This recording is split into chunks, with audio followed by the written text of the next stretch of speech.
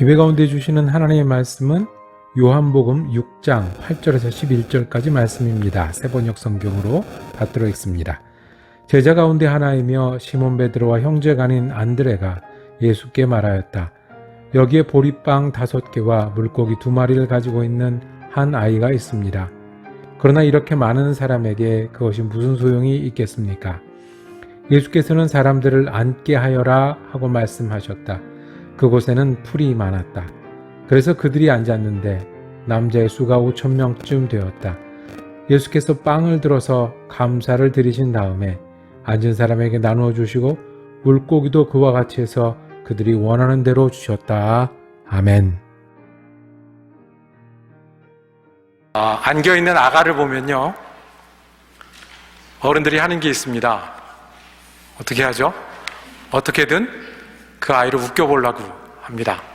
자기를 보고 웃지 않으면 그 다음에 어떻게 하죠? 세계 만국 공통어가 있습니다. 아이들을 웃겨보려고 쓰는 깍꿍도 하고 혓소리도 내고 합니다. 도대체 왜 그러는 걸까요? 그것도 안 되면 점프도 하고 흔들기도 하고 눈도 뒤집기도 하고 아이가 웃을 때까지, 아이의 재롱을 볼 때까지 노력을 계속합니다. 근데 도대체 왜 우리는 아가를 보면 그 아가가 웃는 거를, 나를 보고 웃는 거를 위해서 그렇게 애를 쓰는 걸까요? 입장을 바꿔놓고 한번 생각을 해보면요, 그 아가의 눈에는 뭐가 보일까요? 자기를 웃겨보겠다고 돌아가면서 깍꿍을 하는 겁니다. 그리고 내가 간택을 해서 누구한테 웃어주면 되게 신나하는 겁니다. 그리고 웃지 않으면 나를 웃기겠다고 소리도 냈다가 뛰기도 했다가 헤어스타일을 바꾸기도 했다가 그리고 실망도 했다가 합니다. 왜 그럴까요? 왜 저 어른들은 나 아가한테 그럴까요? 누가 재롱을 부리는 걸까요? 아가의 재롱을 보기를 원하는 걸까요? 아가 앞에서 우리가 재롱을 부리고 있는 걸까요? 왜 우리는 아가가 우리를 보고 웃어주면 기분이 좋을까요? 아가가 우리를 보고 웃어주는 그 인정을 받으면, 나를 보고 웃어주는 인정을 받으면 기분 좋은 뭐가 있어요? 우리 안에 아가들이 있는 것 같아요. 그래서 그 아가랑, 왜냐하면 우리는 아가가 돼본 적이 있잖아요. 그러니까 우리 안에 있는 그 아가랑, 그 아가 같은 마음하고 저 아가하고 통해서 같이 웃을 수 있으면 그래서 기분이 좋은 것 같아요. 이런 것저런 거 살펴보이지 않고 그냥 웃기면 웃고 아니면 우는, 여러 경험과 여러 생각과 그 다음에 여러 가지 선택이 아니라 그저 내 눈앞에 들어오는 그게 미소를 만들어내기도 하고 또 멈추게도 하는, 그것이 아가하고 우리하고 통하는 그런 것 같습니다. 우리 안에 있는 아가가 그 진짜 아가랑 눈을 맞출 때 그때 올라오는 것 같아요. 우리는 어린이 주일을 또 맞이합니다. 성경에 어린이가 몇 번 등장하는데 그 중에 한 군데입니다. 오늘 이야기는 우리가 잘 아는 예수님이 5,000명을 먹이셨던 기적 이야기고, 거기에 어린아이 하나가 등장합니다. 5,000명을 먹이신 기적의 주제는 뭡니까? 거기서 우리에게 말씀하시는 메시지는 예수님이 어떤 분이시다 인 거예요. 예수님이 5,000명도 먹이시는 분이시다라는 거예요. 두 번째는 예수님이 일하시면 어떤 일들이 일어나고 어떻게 달라지는지예요. 그것이 주제예요. 그런데 거기 이야기에 등장하는 한 아이가 있는데, 오늘은 어린이 주일이니까 그 아이에 한번 집중해서 우리가 말씀을 듣기를 원합니다. 첫 번째는, 믿음은 어린아이처럼 믿어야 된다는 거예요. 누구처럼요? 어린아이처럼 믿는 거예요. 어린아이처럼 믿는 게 오늘 이야기에는 어떤 걸까요? 사람들이 많았습니다. 들판이었고요. 예수님의 설교를 듣느라고 시간이 많이 갔어요. 배가 고파졌고요. 그때는 음식이 많지 않은 시절이라도 시간이 지났으니 많은 사람이 배가 고파졌어요. 예수님 눈에 배고픈 사람들이 보이기 시작을 했어요. 예수님이 무언가 하시려고 하셨습니다. 그때 뭐 제일 먼저 누구를 부르셨죠? 빌립을 부르셨습니다. 오늘 말씀해 보면 빌립에게 말씀하셨어요. 우리가 어디에서 빵을 사다가 이 사람을 먹이겠느냐? 라고 질문했어요. 이 질문을 우리가 들었다고 하면 어떻게 하겠습니까? 아마 빌립이 했던 것과 똑같이 할 거예요. 도대체 사람들이 얼마나 있지? 그리고 이거 먹으려면 어떻게 해야 되지? 라는 계산이 되었을 거예요. 그래서 빌립이 대답을 합니다. 7절입니다. 이 사람들에게 모두 조금씩이라도 먹게 하려면 빵 200데나리온 어치를 가지고서도 충분하지 못합니다. 이게 어른이에요. 이 어른이 예수님의 말씀을 듣는 거예요. 예수님이 이 사람들 먹이려면 어떻게 하지? 라고 물었더니 빌립은 뭘 먼저 했어요? 사람들이 얼마나 있는지를 살폈을 거예요. 되게 많구나. 이 사람들에게 뭐가 필요하지? 빵을 생각했어요. 가장 흔하고 가장 얻을 수 있는 거. 그리고 가장 도시락으로 먹을 수 있는 거, 빵을 생각했을 겁니다. 돈으로 살면, 예수님이 빌립을 좀 아셨던 것 같아요. 빌립이 이런 계산이 빠른 사람이라는 거, 그리고 빌립이 아마 이 동네 사람이었다는 거, 이 갈릴리 지역에 살았다는 사람이었다는 거. 그래서 이게 빨리 돌아갔어요. 계산해보니 200데나리온 갖고도 부족하다고 했어요. 200데나리온을 지금 우리 돈으로 그대로 옮기기는 굉장히 어렵습니다. 보통 데나리온이 하루 품삯이라고 하는데, 뭐 품삯이 동네마다 지역마다 시대마다 다르니까 대신 이 돈이 어떤 돈이라는 건 알 수 있어요? 큰 돈이라는 건 알 수 있어요. 큰 돈이라는 거. 그러니까 지금 자기들 손에 없는 정도의 큰 돈이에요. 200데나리온이라도 겨우 먹을 수 있겠습니다. 그런데 이 빌립은요, 이 나름 계산도 잘하고 사려도 깊어요. 왜냐하면 여기 오늘 읽은 말씀에 보면 조금씩이라도 먹게 하려면 그랬어요. 조금씩이라도 먹게 하려면 무슨 얘기예요? 배가 부르고 잘 먹었다 하고 뒤져는 게 아니라 지금 배가 막 고프니까 그거를 해결할 정도만 먹어도 라는 계산을 벌써 하는 거예요. 자, 인원이 얼마 있지? 돈이 얼마 드는데 다 먹으면 얼마고 지금 다 먹일 수는 없으니 그냥 요기만 하는 걸로 그냥 간단한 세트로 요 계산이 된 거예요. 그리고 뒤에 보면 뭐라고? 충분하지 못합니다. 우리가 말할 때 이 정도면 충분합니다. 이 정도면 모자랄 겁니다. 적당합니다가 아니라 요거 갖고도 모자랄 겁니다라는 계산이 빌립은 빨리 돌아갔습니다. 이게 어른들이 믿는 거예요. 말씀을 들으면 우리 예산이 얼마나 되지? 계획을 세우면 함께 일할 수 있는 사람들이 얼마나 되지? 그 다음에는 뭐가 되지? 금년에 하면 어떻게 되지? 내년에 하면 어떻게 되지? 이게 일 잘하는 거라고 생각하고 우리가 일을 하려면 그렇게 해야 된다고 생각을 하는 거예요. 그런데 어린아이 하나가 등장을 합니다. 어린아이는 실은 이름도 나오지 않습니다. 어린아이 하나가 했던 대사가 여기서 따옴표로 나오지도 않습니다. 어린아이는 대신 뭐가 나오냐면 도시락이 하나 나옵니다. 도시락에 뭐가 있었지요? 여러분들 잘 아시는 대로 빵 5개와 물고기 2마리. 그러면 우리가 보면 계산이 딱 나와요. 빵은 뭐예요? 점심이에요. 물고기는 뭐예요? 반찬이에요. 그죠? 네. 빵으로 배불리고 반찬으로 먹는 거예요. 이게 보통 그 당시 서민들이 가졌던 색 런치였어요. 그런데 이 어린아이가 사람이 몇 명이 있는지 세는 걸 봤어요. 얼마나 필요하는지 계산하는 걸 봤어요. 그리고는 손 들고 자기 도시락을 내어놓는 거예요. 나 이거 있어요 라고. 어린아이는 여기에 수천 명이 있다는 것을 세지도 못했을 거예요.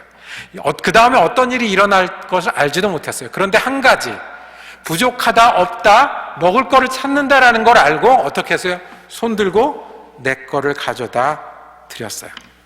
예수님이 말씀하시는 어린아이와 같은 신앙은 이런 거예요. 없다고 하니 손이 올라가는 거예요.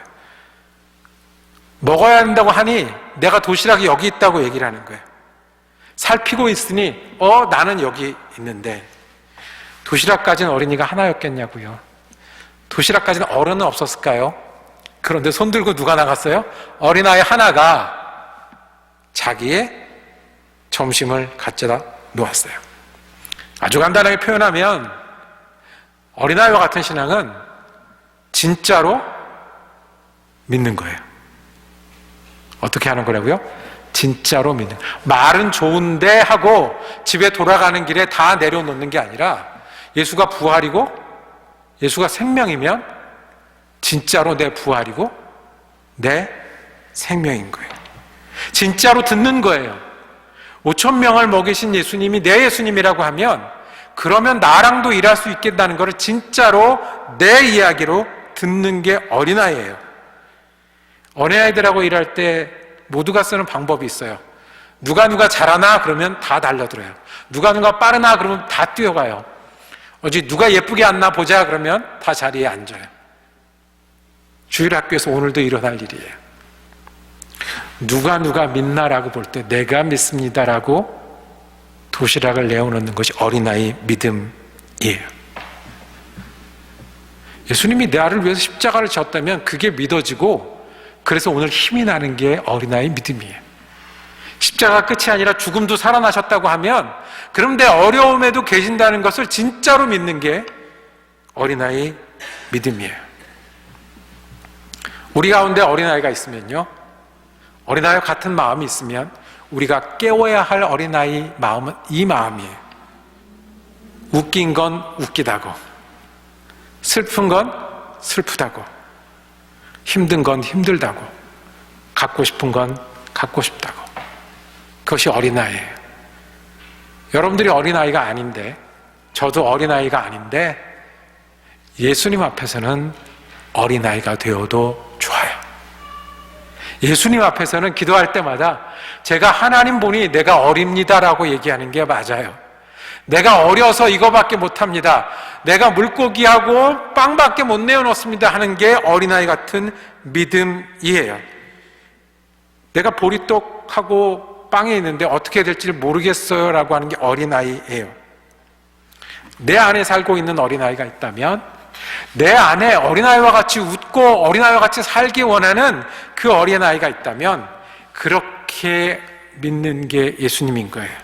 찬송을 하나 불러도 어린아이처럼 네, 하나님은 크고 힘있고 능 있어 못할 일 전혀 없으면 나한테도 그러겠네요. 이게 어린아이예요.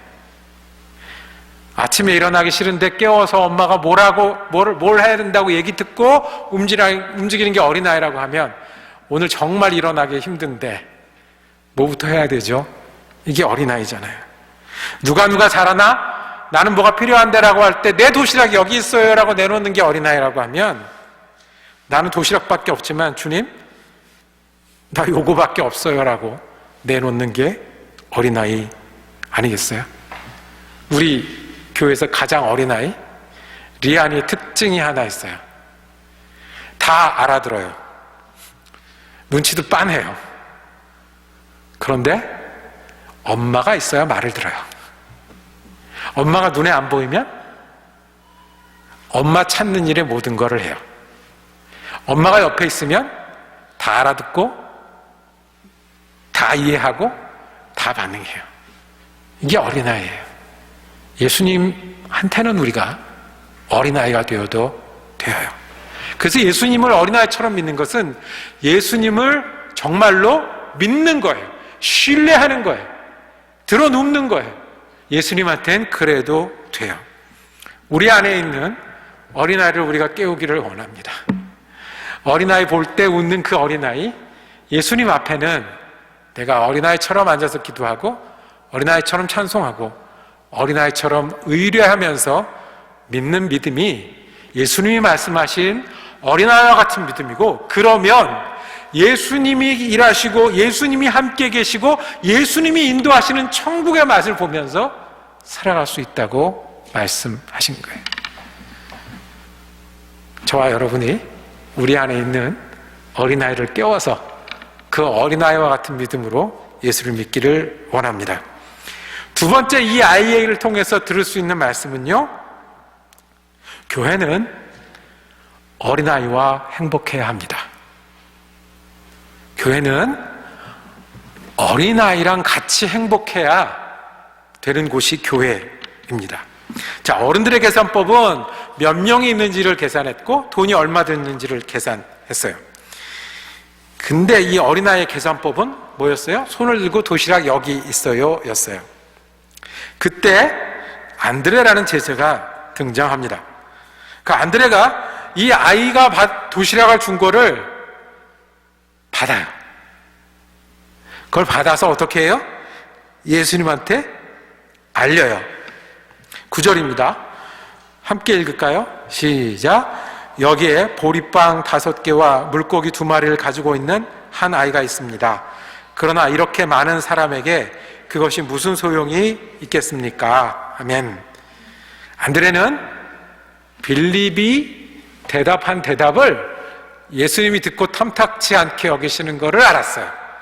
그래서 도시락을 들고 예수님 여기 도시락 하나 있는데요 라고 예수님께 알려드렸어요. 교회는 아이들에게 안드레의 역할을 해야 합니다. 그것이 교회입니다. 우리 아이들은요, 우리보다 더 하나님을 생각할 때 빠를 수 있어요. 우리보다 더 말씀을 잘 받아들일 수 있어요. 우리 아이들은 우리만큼 하나님을 사랑하세요. 그런데 누가 필요하냐면 안드레가 필요한 거예요. 이 아이들이 손들고 낸 도시락을 누구에게요? 예수님께. 그 다음 일은 누가 하세요? 예수님이 하세요. 뒷일 알잖아요.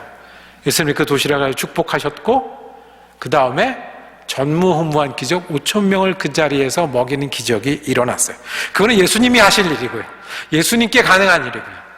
제자들이 할 수 있는 일은 있어요. 계산하든지 아니면 어떻게? 아이들 이 도시락을 예수님께 소개하든지. 우리 아이들은 교회를 통해서 예수를 믿어야 하는데요. 정말 교회가 아이들을 예수 믿는 아이들로 만들 수 있을까요?